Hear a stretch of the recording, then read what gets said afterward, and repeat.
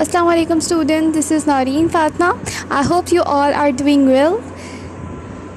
I am here with you with another video which is a second part of our which is which is a continual part of our previous videos, which is about the translation of our chapters of English 9th class textbook.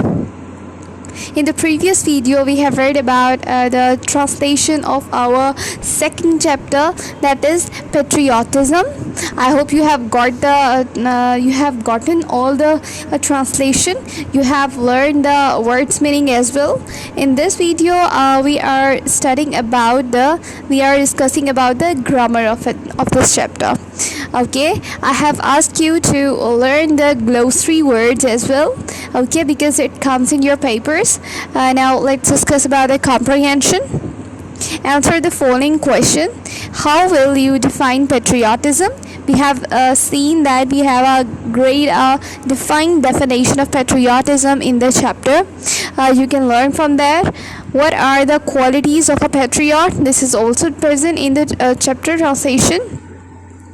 As a citizen of Pakistan, what are your duties towards your country? This is the question that you have to do from your own self, that you have to give from yourself, okay? According to your thoughts, according to your wishes, okay? What makes us stay alert in the wake of foreign invasion? ये भी हमारा जो है मौजूद है हमारे chapter के अंदर. Elaborate the given quote of Qaid-e-Azam Muhammad Ali Jinnah. We must develop a sense of patriotism which galvanizes all into one united and strong nation. ठीक है जी, ये भी आप लोगों ने खुद से ही करना है. Okay, let's look at the vocabulary.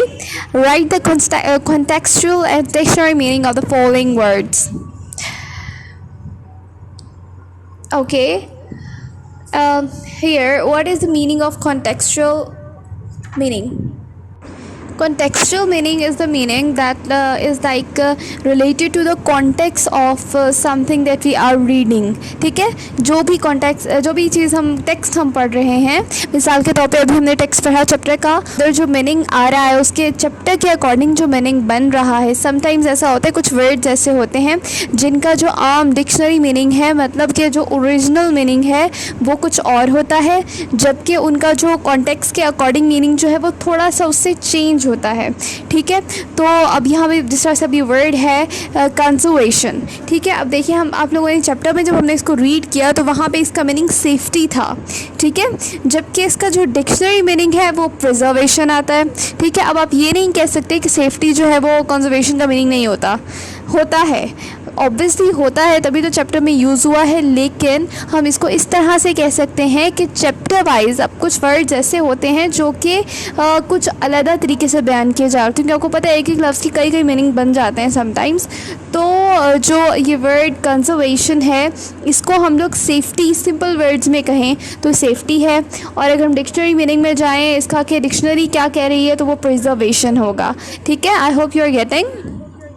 Instance का आएगा स्पेसिमन और एग्जाम्पल. ठीक है, फिडेलिटी जिसको हम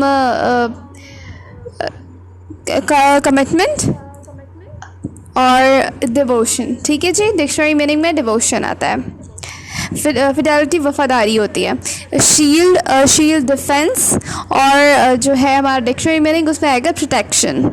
देन रिवॉर्ड का अवार्ड, और हमारा जो डिक्शनरी मीनिंग है उसके अंदर भी इसको हम अवार्ड ही कहेंगे.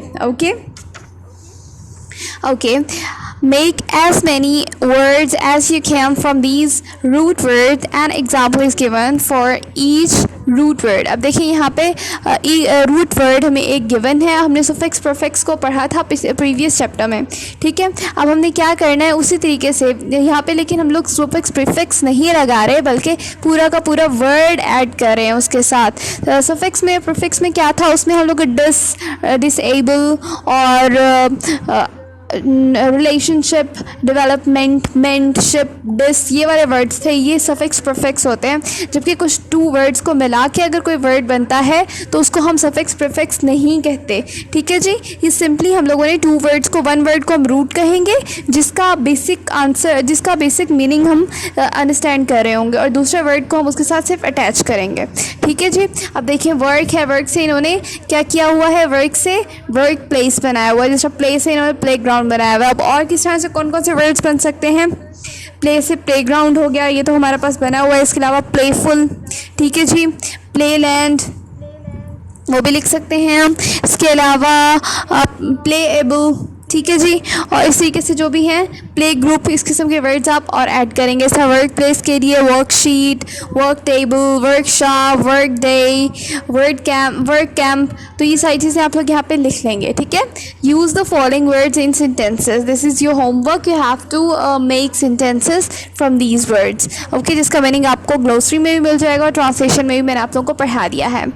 ओके, अब बढ़ते हैं आगे। Give pronunciation of the following words with the help of pronunciation की इन योर डिक्शनरी। डिक्शनरी के अंदर प्रोनाउंसिएशन की मौजूद होती है। अब यहाँ पे ये पूरा एक पैटर्न मौजूद है। I am not going to explain you this for this time because यहाँ पे ये हमारे जो है वो सिलेबस का पार्ट नहीं है। ये मौजूद है हमारे इसमें, हमें आना भी चाहिए, लेकिन ये हमारे सिलेबस का पार्ट नहीं है। यहाँ पे साउंड्स के थ्रू हमें बताया गया कि डिक्शनरी में हम लोग प्रोनाउंसिएशन को किस तरह देख सकते हैं। ठीक है जी। ओके, ग्रामर पार्ट जो है वो आप लोगों को हमारी वीडियो का लिंक डिस्क्रिप्शन में मिल जाएगा, आप उसको क्लिक करके देख सकते हैं, जहाँ पे आपको ये मॉडल वर्ब्स के हवाले से पूरी की पूरी एक वीडियो मौजूद है जिसमें मॉडल वर्ब्स और सिंपल वर्ब्स के हवाले से सारी डिटेल्स हैं, और तो आप वहाँ से समझ के इस एक्सरसाइज को सॉल्व कर सकते हैं। ओके, मॉडल वर्ब्स के हवाले से भी हैं, और ये दूसरी एक और वीडियो में आप लोगों को सेंटेंसेस के हवाले से भी मिल जाएगा, पंक्चुएशन के हवाले से भी वीडियोस मिल जाएंगी। Okay, I hope you have learned this chapter, you have gotten the concept of it. Now let's move towards the next chapter, that is the media and its impact. First of all, what do you mean by media and what is its impact? Media is basically it is an हम कह सकते हैं कि ये वो ज़रिया बन चुका है, मीडिया जो है, जो कि इंफॉर्मेशन प्रोवाइड करता है। जो हम लोग टेलीविज़न के थ्रू जो जिस तरह से चीज़ें लेते हैं, जो इंफॉर्मेशन लेते हैं, उसको हम लोग क्या कहते हैं, उस जो चीज़ें हमें मीडिया प्रोवाइड कर रहा है उसको हम लोग मीडिया जिसको हम टीवी प्रोवाइड कर रहे हैं उसको मीडिया कहते हैं। ठीक है। अब देखिए सिर्फ टीवी की नहीं बात करेंगे, इसमें हम लोग न्यूज़पेपर को भी ऐड करेंगे, और इसमें हम लोग अपने मोबाइल फ़ोन के थ्रू जिस तरह से हम इंफॉर्मेशन ले रहे हैं हम उसको भी ऐड कर लेंगे। ठीक है। तो क्या हो जाएगा, ये हमारा एक सिंपल कॉन्सेप्ट हम ले सकते हैं। मीडिया के अंदर जो चीज़ें हमें इंफॉर्मेशन प्रोवाइड कर रही हैं वो चीज़ें शामिल हैं। सिर्फ इंफॉर्मेशन ही नहीं, जो हमें एंटरटेनमेंट प्रोवाइड कर रही हैं, किसी भी किस्म की इंफॉर्मेशन दे रही हैं, कोई भी किसी भी किस्म का नॉलेज दे रही हैं, वो सारी चीज़ें जो हैं वो हमारी मीडिया में एंटर हो जाएंगी। ठीक है। अब इसका इम्पैक्ट क्या है, ये सारी चीज़ें जो हमें मिल रही हैं, ये एंटरटेनमेंट, ये इन्फॉर्मेशन, इस सब का इम्पैक्ट क्या हो रहा है, वो सारी चीज़ें हम लोग इस चैप्टर में पढ़ने वाले हैं। अच्छा जी, लर्निंग आउटकम्स क्या होंगे हमारे? By the end of the unit student will know the role and impact of media on society. ठीक है, हम लोग एबल हो जाएंगे कि हम लोग देख लें कि सोसाइटी में मीडिया का क्या इफेक्ट है। Conduct and right an interview भी कंडक्ट कर सकेंगे आप लोगों को आइडिया हो जाएगा किस किस्म का इंटरव्यू लिया जाता है, किस तरह से लिया जाता है। Illustrate the use of pronouns learn earlier, जो हमने प्रोनाउंस पहले पढ़ लिए हैं उनको किस तरह से यूज़ करना है। Identify subject verb agreement. ठीक है जी। Read and write simple emails. अब ये सिंपल ईमेल्स को भी आप लर्न करना सीख लेंगे। Okay, pre reading, I think you have gotten the introduction of this chapter. You will get the translation of this chapter in the next video. So for this time, thank you so much and Allah Hafiz.